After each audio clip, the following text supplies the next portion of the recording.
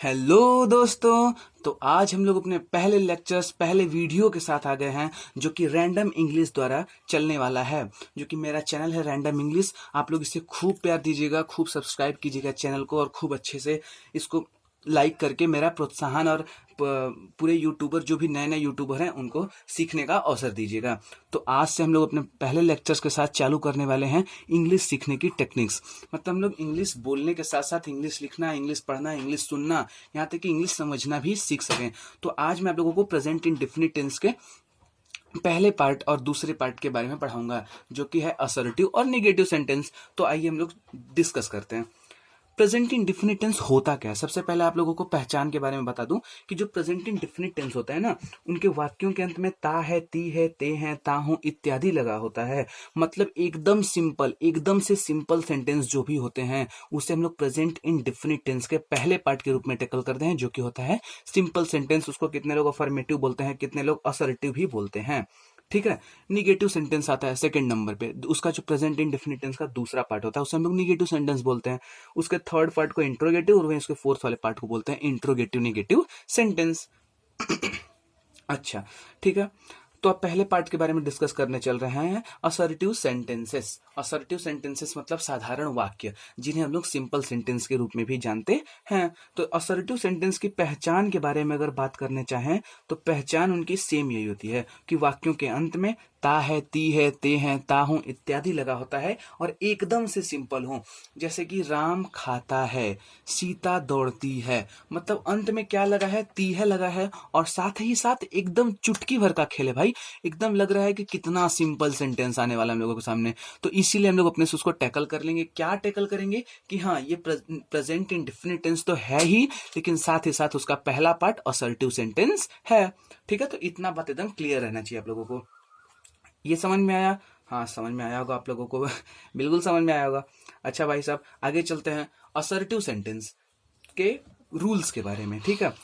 ये इसका रूल्स जो होता है वो होता है सिंगुलर के प्रयोग हुए वाक्यों में, मतलब जिन वाक्यों में सिंगुलर हो, जिन वाक्यों में एक वचन का अर्थ हो, वहां पे हम लोग सीधे सीधे यस या ईएस को यूज कर देते हैं उसके मेन वर्ब में।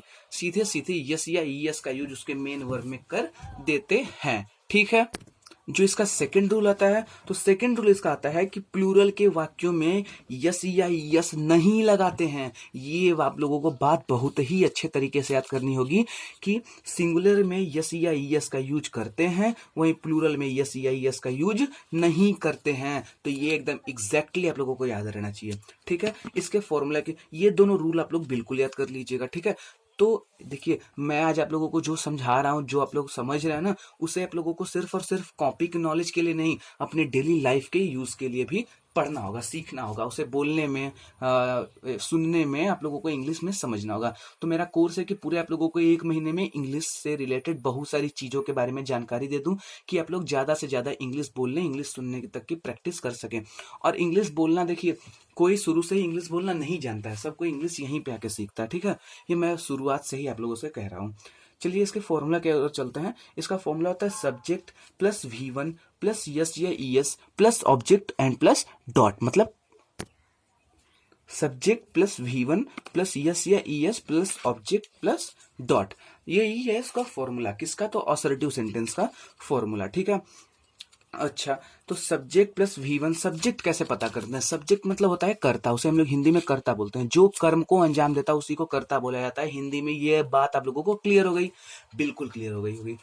ठीक है। सब्जेक्ट मतलब कर्ता, जो कार्य को अंजाम देता हो, जो कार्य को करता हो। हाँ, कर्ता कैसे हम लोग पहचानते हैं कि किसी वर्ड में कर्ता क्या होगा? तो जो उस वाक्य का ऑब्जेक्ट होता है, जो उस वाक्य का ऑब्जेक्ट होता है, उस ऑब्जेक्ट के पहले हम लोग कौन पटक देते हैं। कौन क्या कर देते हैं? लगा देते हैं। तो हम लोगों को सब्जेक्ट यानी कर्ता के बारे में नॉलेज हो जाता है। ठीक है। जैसे कि नहीं, एग्जाम्पल्स मैं आप लोगों को आगे चल के डिस्कस करवाऊंगा। अभी और कुछ सेंटेंस और निगेटिव सेंटेंस के फॉर्मूला, उसके पहचान के बारे में देखते हैं। फिर एक साथ अच्छे से अच्छे क्वेश्चन हम लोग अंत में करेंगे, दोनों को मिला के। तो आप लोग देखेंगे तो आप लोगों को बहुत ही खुशी होगी। इस वीडियो को अंत तक देखिए। निगेटिव सेंटेंस और असर्टिव सेंटेंस आज आप लोगों का क्लियर होने वाला है अच्छे अच्छे एग्जाम्पल्स के साथ। Negative sentence. निगेटिव सेंटेंस क्या होता है? तो वाक्यों के अंत में ता है, ती है, ते है, ता हूं के साथ साथ नहीं का भी यूज हुआ हो भाई साहब, यहाँ पे नहीं जरूर लगा हो। क्यों से कि निगेटिव सेंटेंस होता ही है नकारात्मक, नकारात्मक ही निगेटिव सेंटेंस होता है।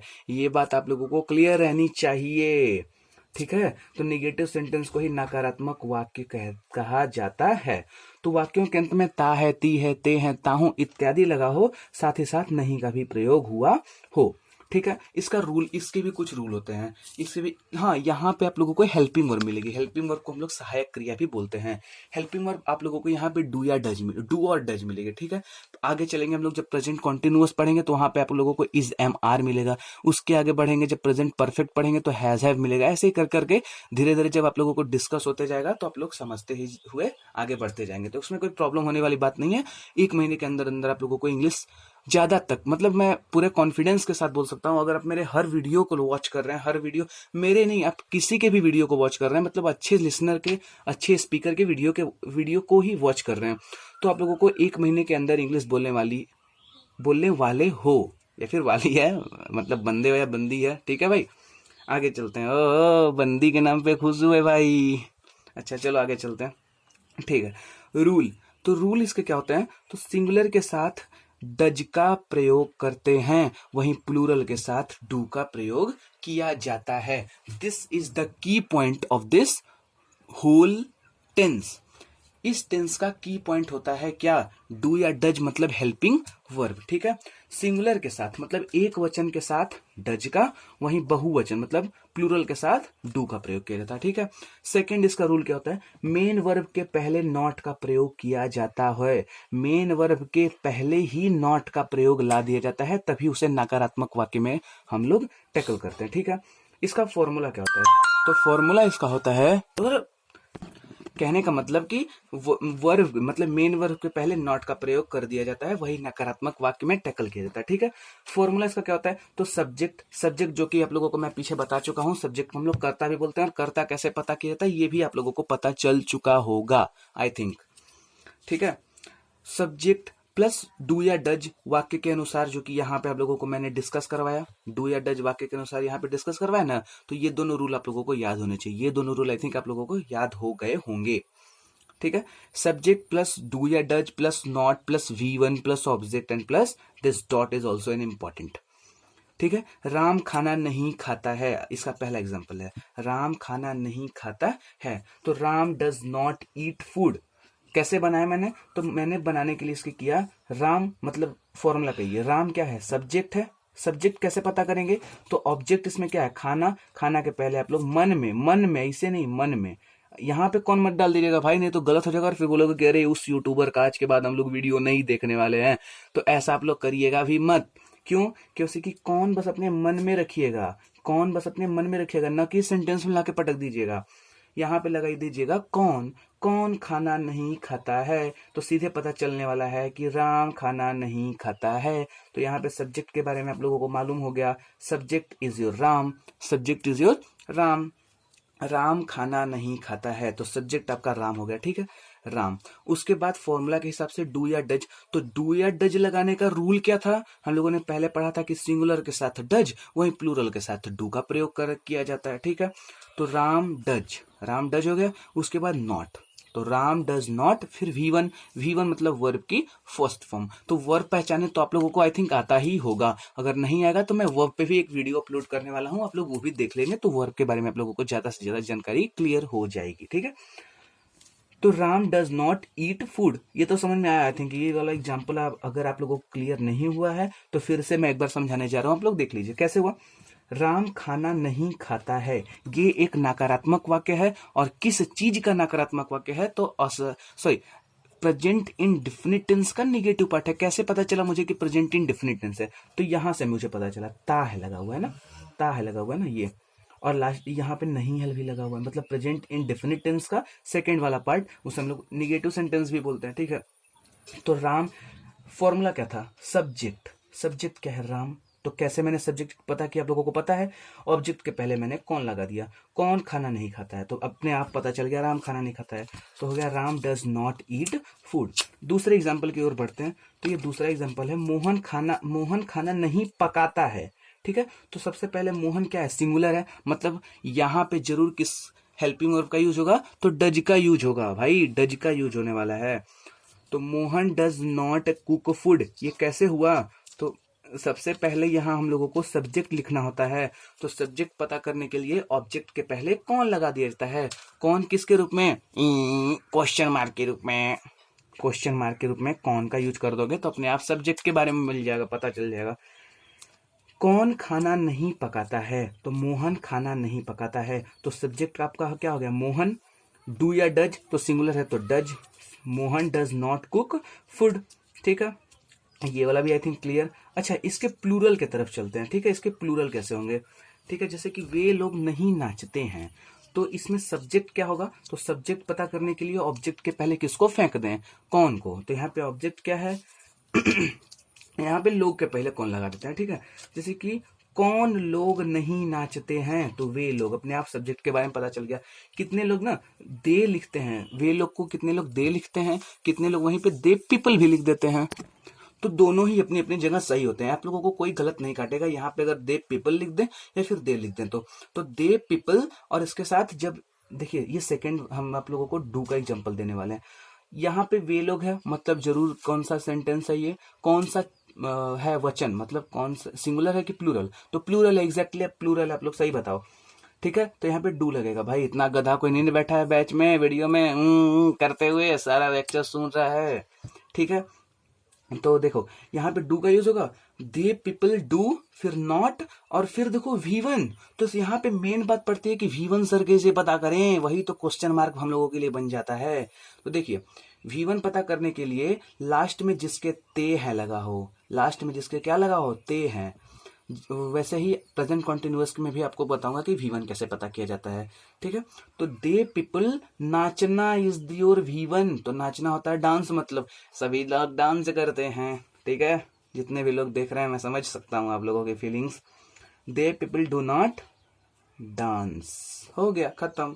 अच्छा, अगले एग्जाम्पल देखते हैं, प्लूरल का एग्जाम्पल देखते हैं। ठीक है, जैसे कि हम लोग बोल रहे हैं, हाँ ये देखो, जैसे तुम कहाँ जाते हो, तुम कहाँ जाते हो। ठीक है, तुम कहाँ जाते हो, अगर इसके बारे में सोचेंगे तो सबसे पहले सब्जेक्ट, तो सब्जेक्ट पता करने, अरे सॉरी सॉरी सॉरी सॉरी ये भी गलती होने वाली थी, मैं तो आप लोगों को इंट्रोगेटिव में लेते गया था। ठीक है, तो थोड़ा सा एक मिनट, सॉरी, आप लोगों को इंट्रोगेटिव में लेते गया था। ठीक है, आइए हम लोग अपने एग्जाम्पल्स, चौथे नंबर एग्जाम्पल की तरफ चलते हैं। ठीक है, जैसे कि तुम वहां तुम वहां नहीं जाते हो, तुम वहां नहीं जाते हो, इसको कैसे बनाएंगे, तो सबसे पहले हम लोग फॉर्मूला हम लोगों को याद ही हो चुका होगा, क्या फॉर्मूला था, तो पहले हम लोग सब्जेक्ट लिखते थे, पहले हम लोग क्या लिखते थे, सब्जेक्ट। तो सब्जेक्ट पता करने के लिए यहाँ पे इस वाले पोजीशन पे हम लोग क्या मन में सोचते थे, कौन, मन में बस ये सोचिएगा, ये नहीं किसी असली लाइफ में लेके टेंस में यूज कर दीजिएगा, यहाँ पे आप लोग कौन सोच लीजिएगा। ठीक है, तो कौन वहां नहीं जाते हैं, कौन वहां नहीं जाता है, तो तुम, अपने आप पता चल गया कि तुम वहां नहीं जाते हो, मतलब सब्जेक्ट आपका पता चल गया यू। ठीक है, इसके बाद अगर फॉर्मूला में चला जाए तो फॉर्मूला क्या बोलता है कि इसके साथ डू या डज आप लोग यूज करिए, डू या डज। तो यहाँ पे यू को ऑलवेज टैकल किया जाता है डू के साथ, तो यू डू नॉट। ठीक है, उसके बाद वर्ब की फर्स्ट फॉर्म, तो जाना किसके, मतलब देखिए लास्ट में तेह लगा है, मतलब कि यही जब का क्या है, मेन वर्ब है, तो इसके V1 मतलब जाते हैं, मतलब जाना, गो मतलब जाना, V1 इसका होता है गो, सेकेंड फॉर्म होता है गो, फर्स्ट फॉर्म होता है गो, सेकंड फॉर्म होता है वेंट, थर्ड फॉर्म होता है गॉन। तो आगे चल के मैं आप लोगों को इसका एक नोट्स भी प्रिपेयर करवा दूंगा, जिसमें आप लोगों को फर्स्ट, सेकंड और थर्ड तथा ING फॉर्म भी पता चल जाएंगे। तो अभी ये प्रेजेंट परफेक्ट में है, तो अभी के लिए आप लोग निश्चिंत रहिए थोड़ा। तो यू डू नॉट जाना मतलब go, you do not go, और वहां मतलब object, you do not go there, यही हुआ। अच्छा सॉरी, अब हम लोग असर्टिव के एग्जाम्पल्स को डिस्कस नहीं किए थे ना, असर्टिव के एग्जाम्पल्स को हम लोग डिस्कस नहीं किए थे, तो उसके एग्जाम्पल्स को देख लेते हैं। जैसे कि तुम वहां जाते हो, ठीक है। यू देखिए कैसे, तो फॉर्मूले से। इधर एक फॉर्मूला था ना हम लोगों का, कहाँ गया फॉर्मूला, ये रहा फॉर्मूला, ये रहा ना, देखिए ये subject plus V1 plus s या ई, साथ ही साथ यहाँ पे हम लोग यस या ES और प्लस ऑब्जेक्ट के साथ साथ डॉट भी लगाते हैं। तो इसका एक एग्जांपल जल्दी से हम लोग देख लेते हैं। जैसे तुम वहां जाते हो तो यू गो, और तुम आपका हम बता चुके हैं कि यू किस में टैकल किया जाता है, प्लूरल यू को टैकल किया जाता है, तो यू गो ही रहेगा। यू गोज नहीं हो जाएगा, देखिए गोज नहीं होगा, क्यों गोज नहीं होगा, क्योंकि ये प्लूरल में टैकल किया जाता है। तो यू गो वहां होता है देर, मतलब तो यू गो देर, यही हुआ आप लोगों का सिंपली। मैं आप लोगों को इसके कुछ नोट्स दे देता हूँ, कुछ होमवर्क्स दे देता हूँ, आप लोग मुझे बना के कमेंट में जरूर बताइएगा कि हाँ सर सारे के सारे बन गए, और उसे जरूर एक बार चेक करवा लीजिएगा कि सही बने हैं या फिर नहीं बने, ठीक है। तो आप लोगों को मैं वो होमवर्क्स दे दूं। इतने एग्जाम्पल्स आप लोगों के लिए एनफ है, आप लोग इन एग्जाम्पल्स को अच्छे से करिएगा, हाँ लेकिन ईमानदारी से क्यों से कि ठीक है आप लोग समझ चुके हैं ईमानदारी से हमने क्यों बोला। इन एग्जाम्पल्स को आप लोग अच्छे से कर लीजिएगा। अगर कोई भी डाउट, किसी भी प्रकार का डाउट अगर आप लोगों को होगा तो आप लोग जरूर मुझसे कमेंट में पूछ लीजिएगा, या फिर इससे हट के अगर दूसरे का भी डाउट कहीं से भी आया होगा तो आप लोग मुझसे जरूर पूछ सकते हो, कोई इसमें प्रॉब्लम नहीं है, ठीक है। तो इतने आप लोग जब क्वेश्चंस लगा लेते हो, इतने क्वेश्चंस आप लोग जब कर लेते हो अच्छे तरीके से, मतलब 10 क्वेश्चंस में से अगर आप लोग 9 करने में भी सक्षम हुए तो समझ लीजिए कि आप लोग प्रेजेंट इंडेफिनिट टेंस के दोनों पार्ट्स के बारे में बहुत अच्छी तरह से सीख चुके हो, ठीक है। तो प्लीज चैनल को लाइक कीजिएगा, सब्सक्राइब कीजिएगा, अगर अच्छा लगे तो मुझे जरूर इस जर्नी में हेल्प कीजिएगा। थैंक यू, एंड मैं अपना नेक्स्ट वीडियो भी जल्दी ही अपलोड करने वाला हूँ।